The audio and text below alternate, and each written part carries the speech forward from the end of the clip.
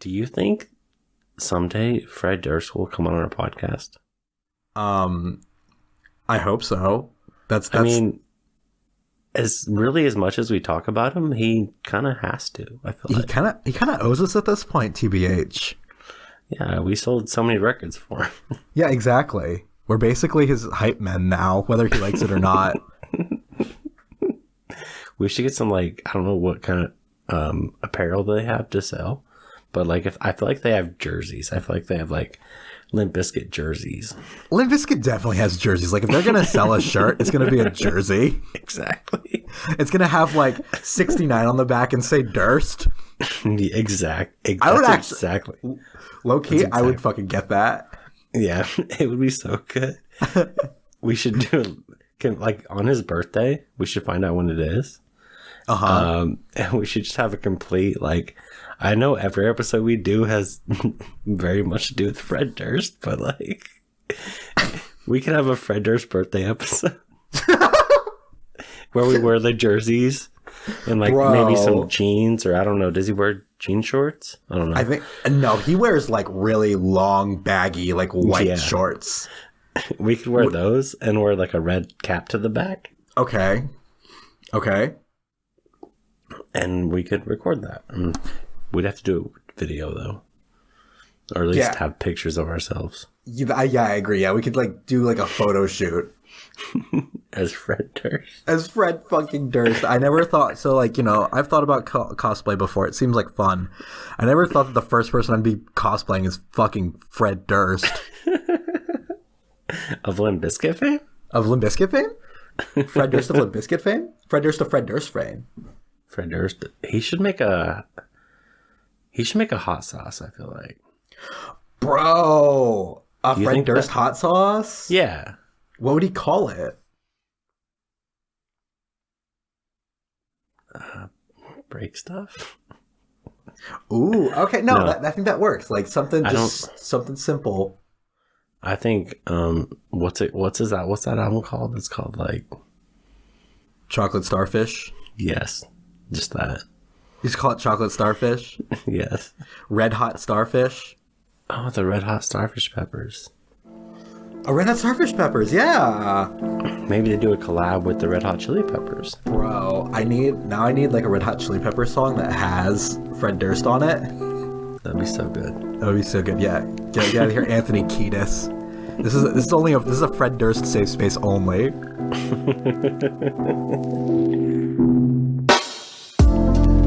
Welcome to the Strawberry Boys. Welcome to the Strawberry Boys. Welcome back to another week. This is your one-stop shop for hating on Anthony Kiedis and standing Fred Durst. No, just kidding. We don't hate him. We love Anthony Kiedis. He's great. I was like, I don't really know that's the Red Hot Chili Peppers guy, I'm assuming. Yes, exactly. He's a singer for Red Hot Chili Peppers. Okay, yeah. Then yeah, we stand. We stand. But I was wondering, like, did he do something wrong? No, he's fucking, I mean, it's not in public yet. It's not in public. Yeah, exactly. Like, I didn't want to talk about it because, like, it's kind of secret insider information with, like, the Hollywood Red Hot Chili Peppers circle that I'm a part of. But I didn't really want to talk about it much, you know. Okay, yeah. Well, we'll skip over that then. Yeah, we'll skip over that. So anyway, how have you been, Tyler? I've been decent. I've been good. We've just been chilling. Mm-hmm. Nothing exciting has really happened. Mm-hmm. I literally have nothing to say. You've been trapped inside of a room for 14 days, and there's no hope of escape yet. I'm trying. At least they gave me a computer and a microphone so I could record my podcast. Yeah, exactly. The people who trapped you there, they were like, we are the ultimate Strawberry Boys fans, and like, we are not going to let you leave here until you record a few more podcasts. And then we're going to kill you. Yeah, exactly. So we're actually going to have to do like 5 or 6 in a row of these so that they're going to kill you? Wait, yeah. Sorry. Did I not tell you that?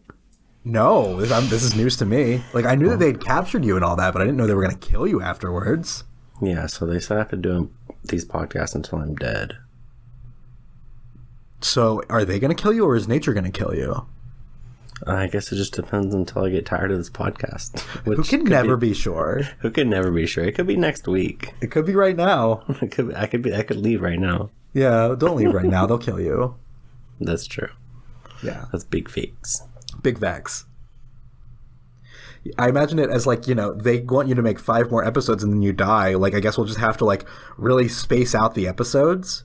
So that way, like, you're still putting out content, but you're also like, I think they would get hip to that.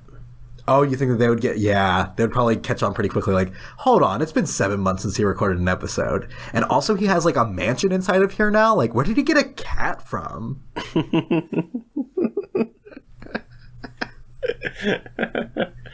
Yeah, I think that they would definitely catch on, so I'm just going to keep making podcasts, I guess, until I'm dead. Yeah, okay. Yeah, so if you find that one day I've suddenly replaced Tyler with someone else, it's because his captors... murdered him because they decided he made enough episodes. Yeah, that's fine. At least I died happy. Yeah, don't worry about it, guys. It's cool. It's cool. It's fine. Yeah. It's fun. Yeah, Tyler's in a good place, except he's not. He's in the opposite of a good place. So how are you? How are you doing? I'm doing just fine. I've got way too much shit on my plate right now, dude. Like, including, like, work projects. Like, I, like, was trying to organize my shit earlier. And, like, including work projects, I have, like, 9 separate things going on right now that I need to, like, focus on. And it's like, I just need a fucking break. I need, like, a week to do nothing so that I can get my shit together.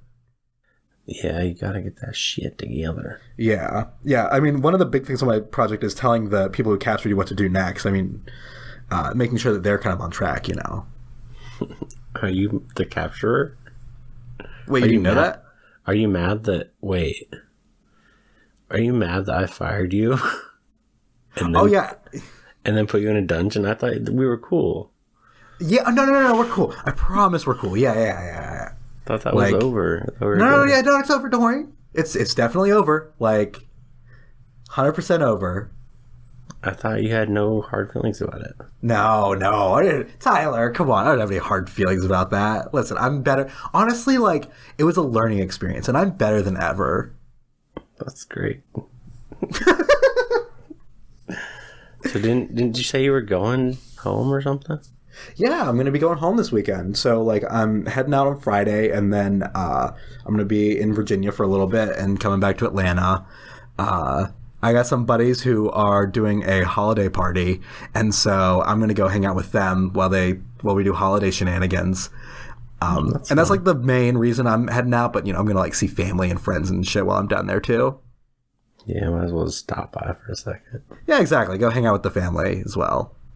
Yeah, that's cool. That sounds like a lot of fun. Yeah, dude, it's going to be so fun. I'll just be stuck here. Well, rest in pepperonis. Yeah, I guess. Yeah, it'll be fun. They'll give you, like, string. Can I at least get, like, a little tiny Christmas tree? No, it's not in the budget. Sorry. Okay.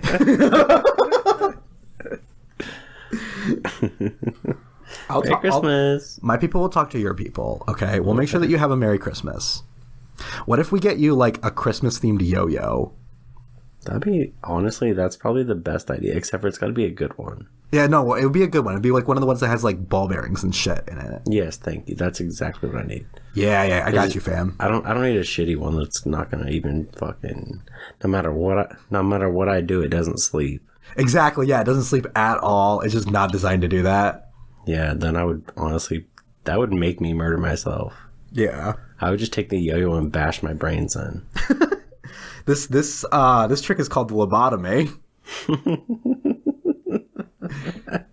Yeah, when I was in like 7th grade, there were these yo-yos that were like crazy popular that had like really nice ball bearings and stuff. You can get them for Walmart for like $12. I know what they were called, but I cannot remember right now for the life of me. Yes, you remember them? Dude, they were so good. Because I used to have like 3 of them. Yeah, that fucking checks, yeah. Yeah. Bro, I love that yo-yo. I cannot remember what they were called though. Mm-hmm. It was like for people that were not good. Yeah, exactly. It's like it's like as nice as it can be for someone who doesn't know what they're doing. Exactly. No disrespect. I mean, bro, when you're 12 years old, like, what are you even good at? I mean, that's when I learned the Eiffel Tower, bro.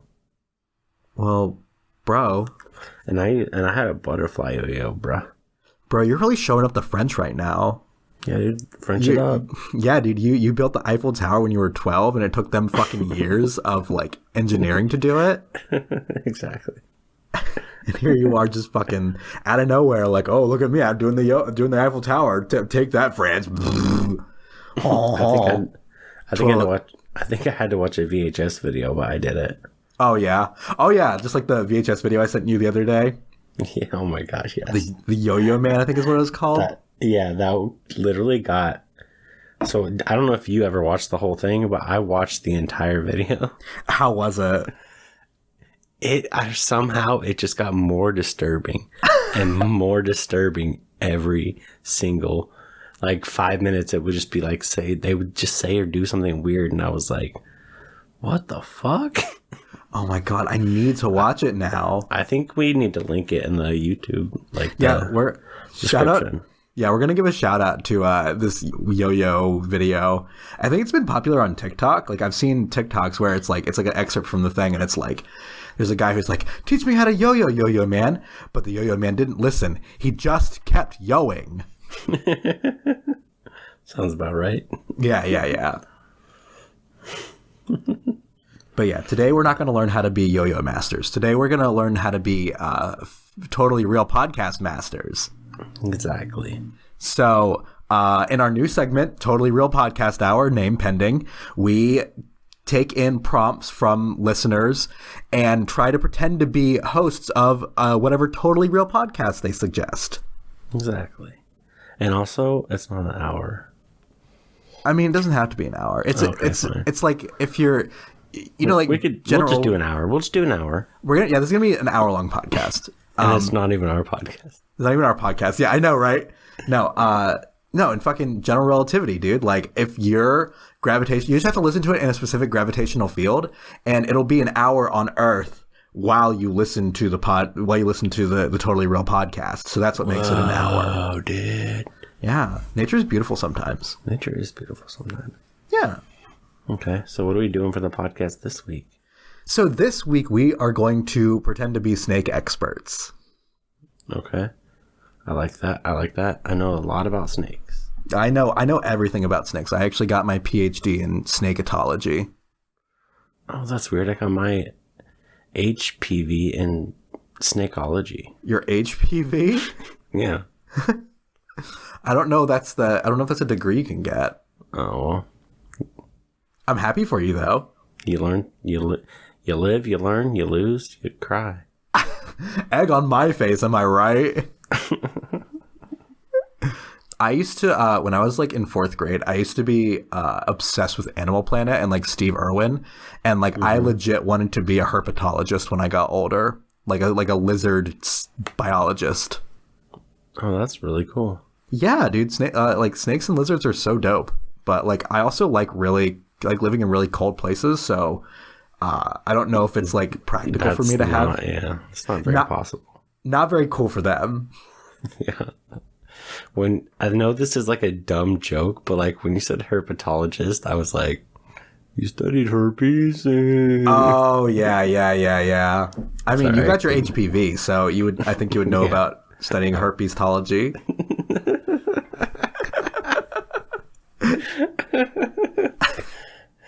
Okay. Alrighty. Shall we get into our snake get up? Pull up our actually no, we wouldn't have snake skin boots because we like snakes.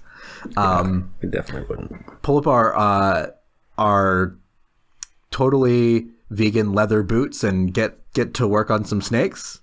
Yes, we should. Let's go. Let's do it.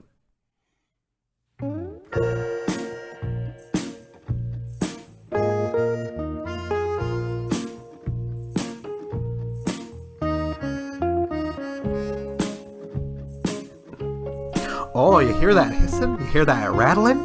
No, that's not no hissing or rattling. That's just the Snake Shed Podcast. Hey guys, welcome to the Snake Shed Podcast. Welcome to the Snake Shed Podcast. Don't you know? My name's Sean. Don't you know? Oh, hi Sean. Nice meeting you for what episode are we on? The 40th time? Yeah. That's a joke we tell every time. You know. I'm Randy. Welcome, Randy. Welcome to the podcast for the 40th time, don't you know? Oh, Randy from Wisco, don't you know? Oh, yeah. Hi. Well, here around these parts, we like to talk about snakes, if you couldn't tell from the title. Yes, we're snake heads. We're good at snaking.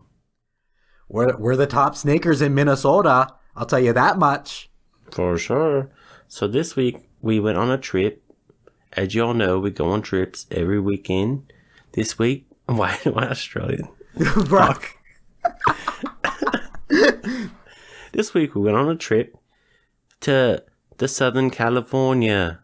We went all the way down to the Mojave. Yes, where you could find one of the most venomous snakes in the world. The Mojave rattler. Oh, yes, you gotta watch out for the Mojave rattler. Yes. They're venomous, they're vicious, they're angry, but they're friendly at the same time. You just gotta know how to talk to them, you know? Yes, there's only two ways to talk to a Mojave rattler. Tell me more about them, Sean. You spit at them. Oh. You could do a slight little hiss just like this. And you want to tell our guests what that means? Well, in Mojave rattler it means, welcome to my camp, friend. How does the snake usually respond when you do that? Well, it kind of comes, it'll just like sneak up to you a little bit like a slithery little snake. And he'll slither up and he'll say, or she, say,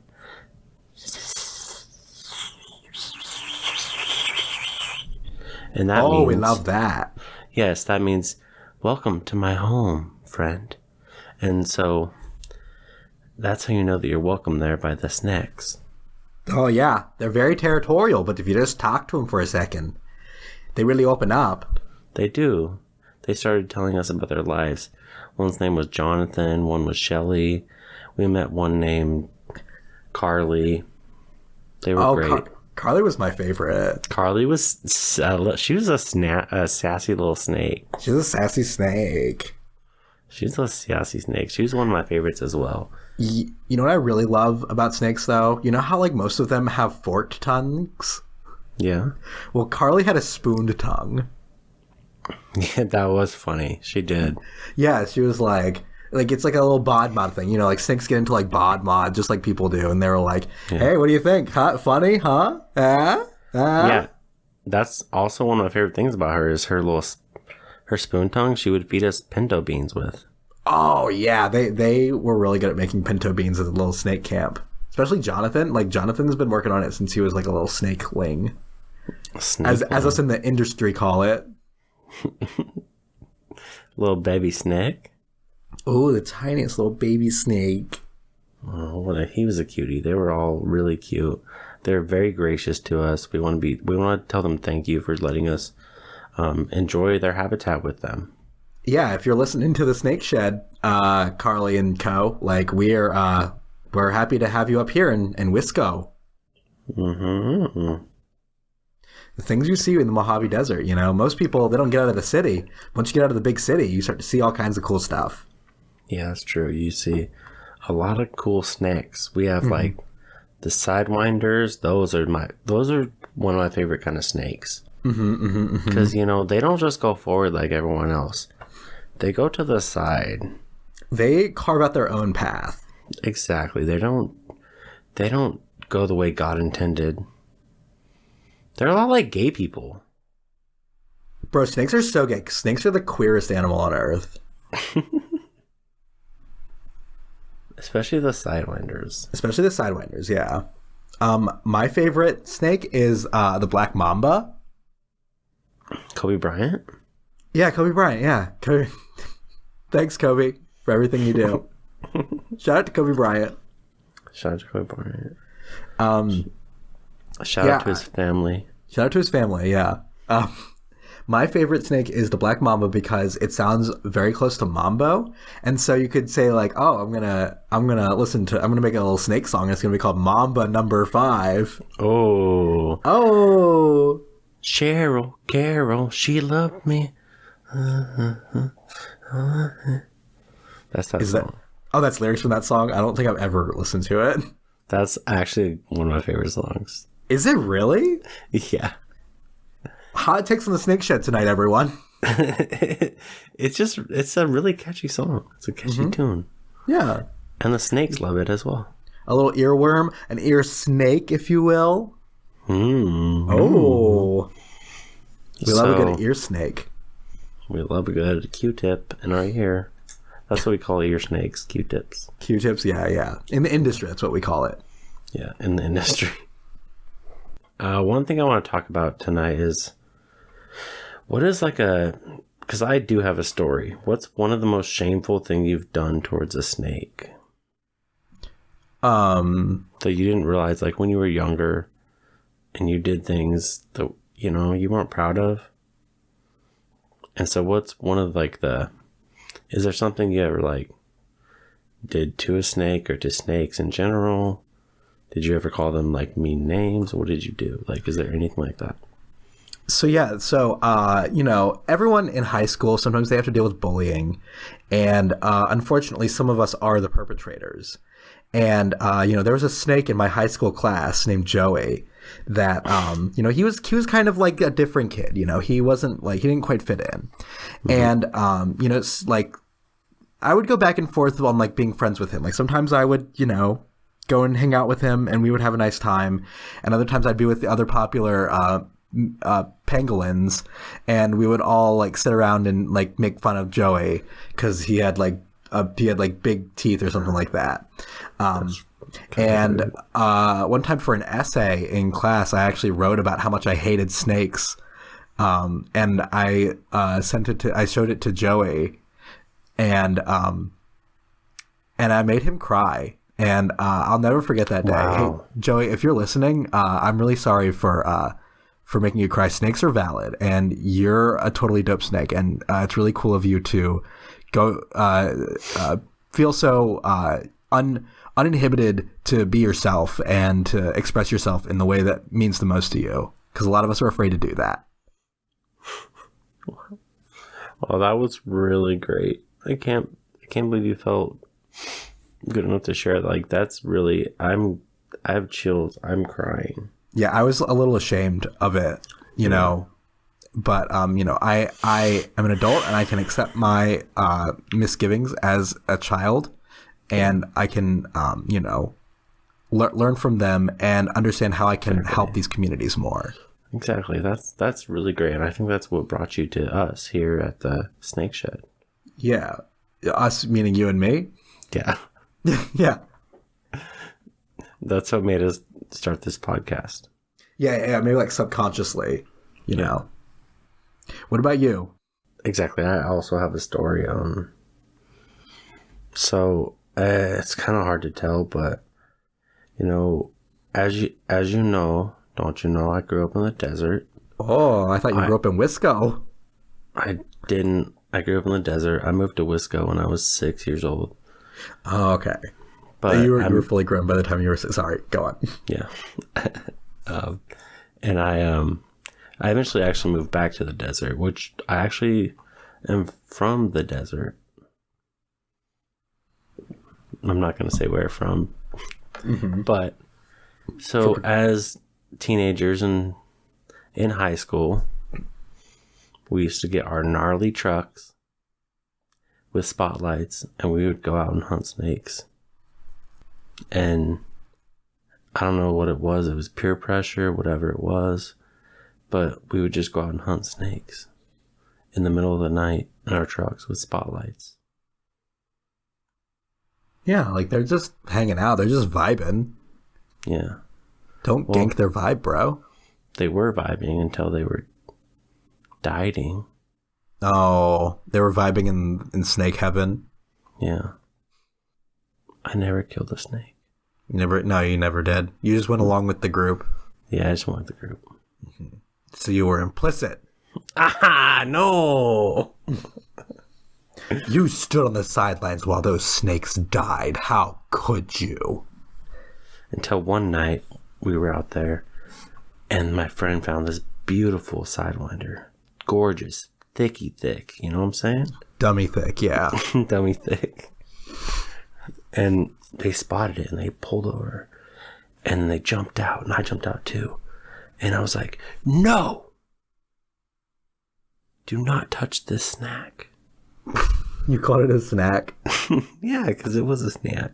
Oh, yeah, he's a little snack. I said, he's a little snacky snake.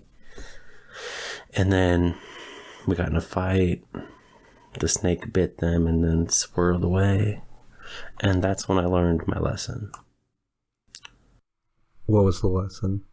Don't hate the snakes, hate the game. Hey! Yeah. And I think that's probably what brought us both together for this podcast. Yeah, we don't hate the snakes, we hate the game. Exactly. This was a very emotional episode.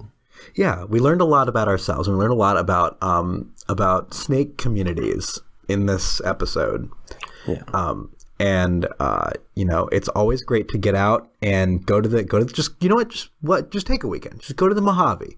Go and see the snakes.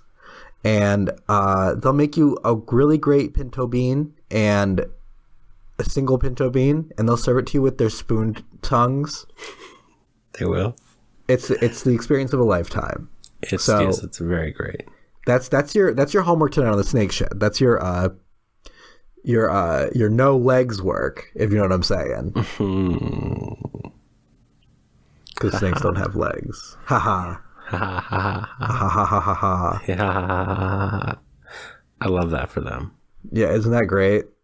I wish I didn't have legs sometimes. I feel like our lives would be easier if we didn't have legs. Yeah. But anyway, I think that was a really great episode this week of the Snake Shed. Episode 40? Yeah, episode 40 in the books. I'm real proud of us. Yes.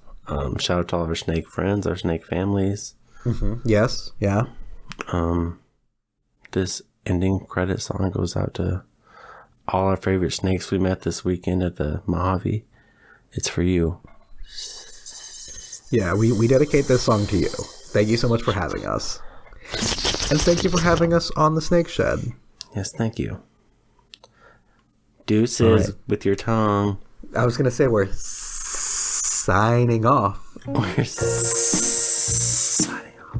Ooh, hiss. That's a snake joke in the community that we have, because snakes, they make a hissing sound sometimes with their tongues, and so it's like when you end the podcast like that, it's like, oh, he's talking like a snake too, because it's a snake podcast. Yes, we're primarily subscribed by snakes. Yeah, actually, yeah. But anyway, everyone have a good night on the Snake Shed.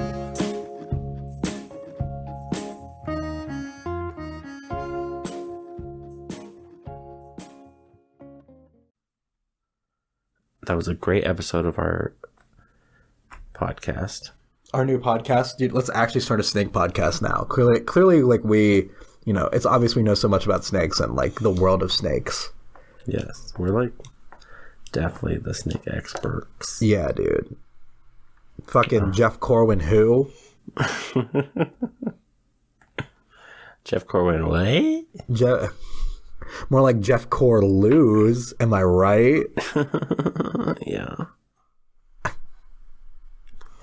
But, there's a place, Tyler, that we can go where no one's a loser. I know exactly where you're thinking. You know where I'm thinking? Yeah, I'm thinking it's time for us to hit them with another meditation. Oh, let's hit them with another nice, pleasant meditation to close off this episode. Yes. I mean, I'm doing the meditation this week, so it might not be very pleasant. Yeah, I think this week you have to really focus, because mine was not pleasant last week. Oh, I need to work double time to make it pleasant this week, you think? I think you should just go with your heart, to be honest. Okay, I'm going to go with my heart. Yeah, go with your heart and your fangs. Okay, with my fangs? Yeah. Okay, what's the prompt this week? It's unicycling. Bro, I fucking love that prompt. It's unicycling, something with that. Okay, great. I know exactly where I'm going with it.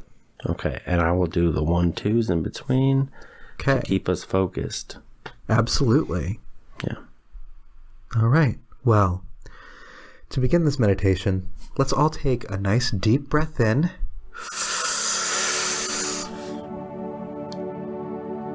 And take a breath out. Sit and relax into your chair. Relax into this chair and imagine suddenly the chair's a little smaller. 1, 2. You look down, you're suddenly not inside of your comfy armchair anymore. You're on the chair of a unicycle. 1, 2. This is your first time stepping on it, so you're very apprehensive. 1, 2. But don't worry, there's a person working with you at the unicycle store, and they're very gracious, and they're happy to help you learn all the basics so that you can get rolling away as soon as possible. 1, 2. You spend the day with them, and they help you figure it out, and by the end, you're basically a master of the unicycle. 1, 2. You leave the unicycle place, and you, with a newfound sense of confidence, you try to ride your unicycle back home. 1, 2. It's a little harrowing trying to navigate the traffic at first, but you know what? You're doing great. And everyone who passes by you, they slow down and they're like, "Hey, I believe in you." 1, 2. You continue to go through traffic. You keep going down one road. On this road, you're on a little suburban road right now, and you notice that there are some kids playing in the yard. 1, 2. They seem to be hitting a baseball around, and right as you pass by their house, one of them shoots the baseball directly towards you. 1, 2. You start to panic. You almost forget every single thing you learned about the unicycle, but in the blink of an eye, you catch it right at the last second. 1, 2. The kids, instead of trying to get their baseball back, they just start cheering because of how impressive that was. Wow, 1, 2.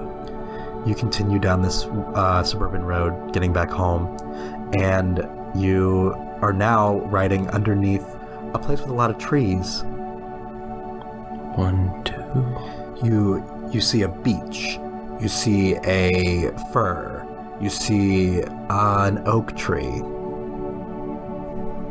1, 2. You reach a part where the trees start to get pretty dense, and you encounter a lot of pine trees. 1, 2. It's a little bit late in fall, so the evening is a little bit crisp, and one of the pine cones actually begins to fall from the sky. 1, 2. Remembering what you learned from the people at the unicycle dealership, and also what you learned from catching the ball from the children, you grab the pine cone and you stop it midair. 1, 2. You are so proud now because you have a baseball in one hand and a pine cone in the other hand. 1, 2. You make it through the dense forest and you make it out to the plaza of a nice mall. 1, 2. You continue to drive through the middle of the mall as it's the fastest way home, and they don't seem to mind that you're riding a unicycle through the mall. 1, 2. You pass by a store that sells fushigis. 1, 2. All of a sudden you see a robber leave from the fushigi store, and in a hurried fit to try and escape with all the fushigis he can, one of them flies out towards you. 1, 2. Your hands are full. You already have the pine cone and you have the baseball, so what do you do? 1, 2. Without even thinking, without a second thought, you throw up the baseball, catch the fushigi. But now the baseball's midair. So in order to catch the baseball, you throw up the pine cone, catch the baseball. 1, 2. All of a sudden, you're juggling these three objects with impeccable skill while unicycling through the mall. 1, 2. You continue to go through the mall, making your way downtown with your newfound three objects, juggling with precision and mastery. 1, 2. You reach the end of the mall. You arrive in San Francisco, actually, and you find that the mall is at the top of a very large hill. 1, 2. You didn't seem to notice as you were going through the mall, but now you are about to head down this hill with no real way of stopping. 1, 2. As you continue to go down this hill, you get faster and faster on the unicycle, almost unable to keep up with the increased speed. 1, 2. You're juggling faster and faster to keep up with the more frantic speed. And as you approach the bottom of the hill, you notice that there is a giant ramp that's leading off across a small river. 1, 2.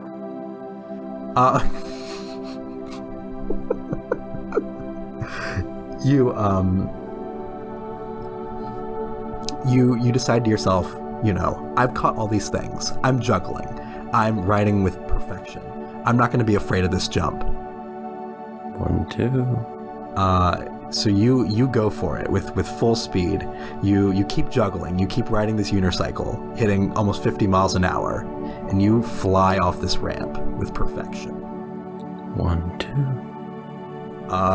What you didn't realize is that this was a set for an Evel Knievel style stunt devil, and so as you go across the river, you go through a giant ring of fire. 1, 2. You think about how to get on the other side while managing your juggling without completely crashing the unicycle. 1, 2. And the worst thing happens. 1, 2. The unicycle begins to slip from under you. 1, 2. The unicycle falls into the river, leaving you with just your juggling. 1, 2. Flying through the air, you have no idea what you're going to do. But thankfully, at the end of this Evel Knievel jump is a giant net that catches you. 1, 2. As you fall into the net, you lose grip of the baseball and the pine cone, but you're able to hold onto the fushigi. And when you get to the other side, you just hear the loudest, uproarious cheers from the audience who is watching you. 1, 2. Congratulations, you did the world record unicycle jump across a river, and the Guinness World Records comes up to you and awards you $1 million for your feat. 1, 2.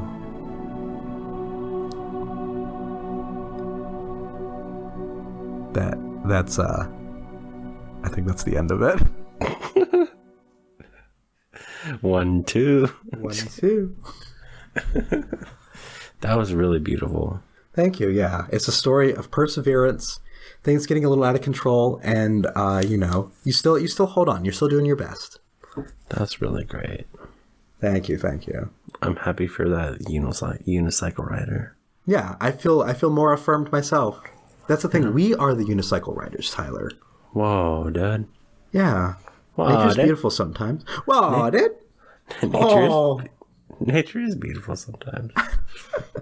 First 1 second, I was like, wait, what about me? I feel like I'm in this story. Wait, what do you mean? It started out just like you getting your moped.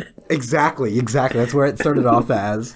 And then I was like, wait, what about me being there to help guide you from the behind? You were I was the pine cone. You were the pine cone, yeah. I was gonna say you were the guy stealing the fushigi, but I like the idea that you're the pine cone. That was funny. That was really good. I like that day. Thank you, yeah. Really great. I tried to tell a nice story. Yeah, it was really good. It got intense for a minute. But we persevered in the end and got $1 million for it. Yeah, and now you could buy an even better unicycle. Yeah, exactly. Who gives a fuck about the one that fell in the river? You're like a unicycle pro now. You're going to get like unicycle sponsorships. Yeah. Who do you think sponsors unicycles? Red Bull, for sure. Fucking Red Bull. Absolutely Red Bull. Hey, Red Bull, if you want to hit us up for a unicycle sponsorship, we're down. Yeah.